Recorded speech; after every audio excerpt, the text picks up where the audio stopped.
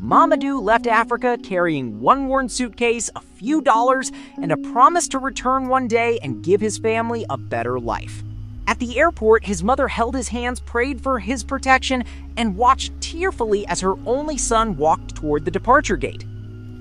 Mamadou arrived in America on a freezing winter evening. Surrounded by rushing strangers, he felt frightened and lonely, but determined to succeed. His first home was a cramped bedroom shared with two immigrant workers.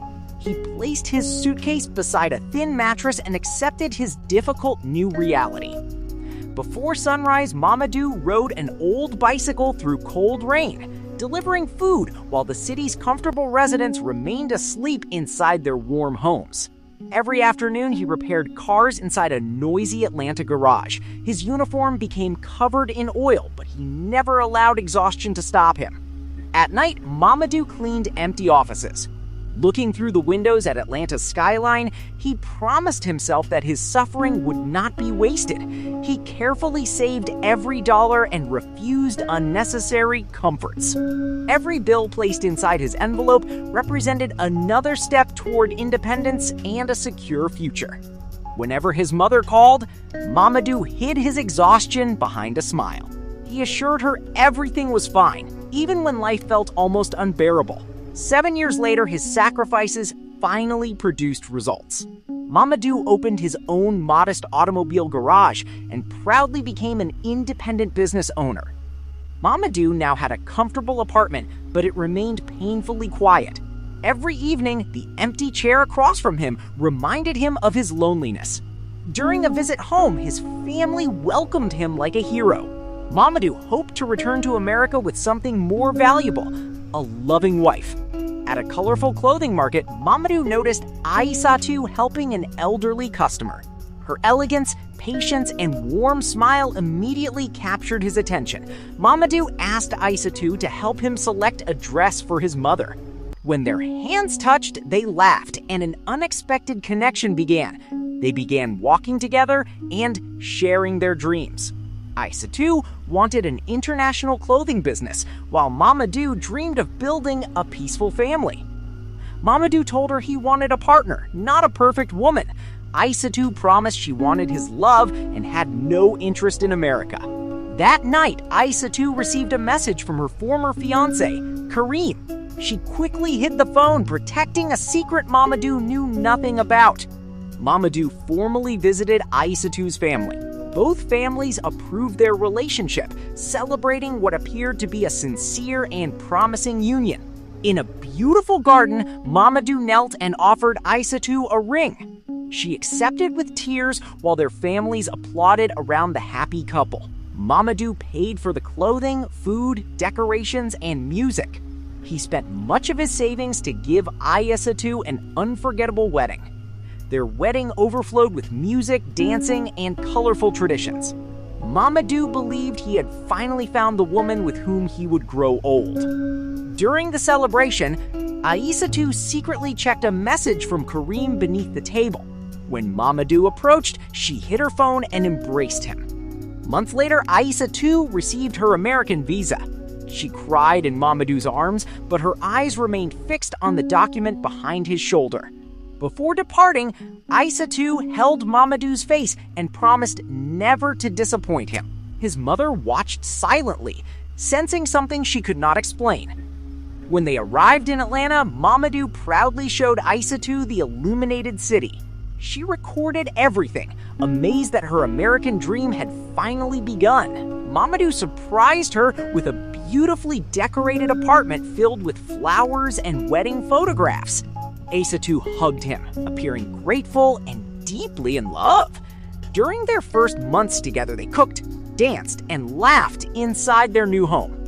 Mamadou believed every sacrifice had finally been worth it. To support her ambition, Mamadou bought Aïssatou a laptop, camera, and business equipment. He also gave her $5,000 in startup money. They built the boutique together. Aïssatou photographed the clothing, while Mamadou packed orders after long days repairing vehicles at his garage. When the first major orders arrived, they celebrated together. Mamadou lifted Aïssatou into his arms, proud that her business was becoming successful.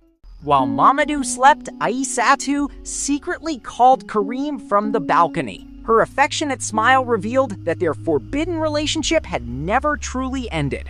As her boutique grew, Aïssatou purchased expensive clothing, jewelry, and handbags. Mamadou watched as she entered a glamorous world he barely understood.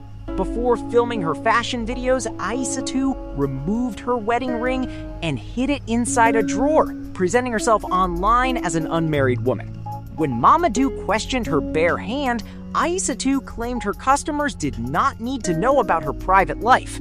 Her cold response wounded him. At dinner, Mamadou tried to speak with his wife, but Aïssatou ignored him while smiling at secret messages arriving on her phone. One evening, her phone displayed a call from Sarah Boutique, accompanied by a man's photograph. Aïssatou grabbed it and accused Mamadou of spying. Another night, Mamadou waited beside a carefully prepared dinner. Aïssatou returned after midnight and walked past him without explaining where she had been. Aïssatou announced she was attending a fashion event in New York. Mamadou trusted her completely and even purchased the airline ticket himself. Instead of traveling, Aïssatou met Karim outside an upscale Atlanta restaurant. Wearing his silver suit, he welcomed her with flowers and an intimate embrace. Inside the restaurant, Aïssatou and Karim held hands and discussed their future. They never realized another customer had accidentally photographed them together. While repairing a car, Mamadou received the photograph from a friend. He stared at his wife holding Karim's hand and felt his world collapse. Mamadou locked himself inside his office. He struggled to breathe as he studied the evidence, wondering how long Aïssatou had been deceiving him. That night, he sat silently in the dark apartment.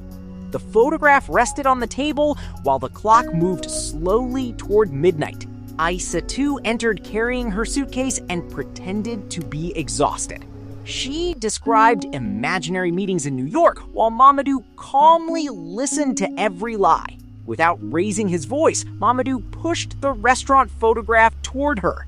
Aïssatou froze as she realized her secret relationship had finally been exposed. Instead of apologizing, Aïssatou accused Mamadou of spying on and controlling her. He remained calm and asked her to tell him the complete truth. Aïssatou admitted Karim was her former fiancé. She had continued their relationship and married Mamadou only to enter the United States. When Mamadou asked about his sacrifices, Aïssatou answered coldly, "I never forced you." She then removed their wedding photograph from the wall. At sunrise, Aïssatou packed her belongings, placed her wedding ring on the table, and walked away while Mamadou watched silently from the hallway. At the garage, Mamadou discovered she had emptied their joint account. Nearly $30,000 intended for his business had suddenly disappeared. Unable to cover his expenses, Mamadou sold his car, dismissed employees, and worked alone. Some nights he slept inside the garage beside unpaid bills. When his mother learned the truth, she said, "Losing someone who never loved you is not defeat. Never allow her dishonesty to destroy you." Encouraged by her words, Mamadou hired an attorney. Together, they collected financial records, business receipts, immigration documents, and evidence of suspicious transfers. Digital forensic specialist Dr. Lena Brooks recovered deleted messages from Aïssatou's computer, proving she and Karim had planned the betrayal before the wedding. Mamadou entered the courtroom wearing a charcoal suit. Across the room, Aïssatou avoided his eyes while Karim waited nervously behind her. Dr. Brooks revealed Aïssatou's message, "Marrying Mamadou is the fastest way to reach America." Karim quietly escaped before anyone noticed him leaving. The judge ordered Aïssatou to return the stolen money. Authorities also began investigating her financial transactions and declaration connected to her immigration case. 2 years later, Mamadou's garage employed 12 people. He also helped struggling immigrants find work and protect themselves from financial exploitation. One rainy evening, Aïssatou returned. Karim had abandoned her. Mamadou forgave her but calmly refused to welcome her back into his life. Mamadou opened his garage doors and faced the rising sun. His greatest revenge was not destroying Aïssatou. It was rebuilding his life with dignity. If you were Mamadou, would you forgive Aïssatou or would you remove her from your life forever?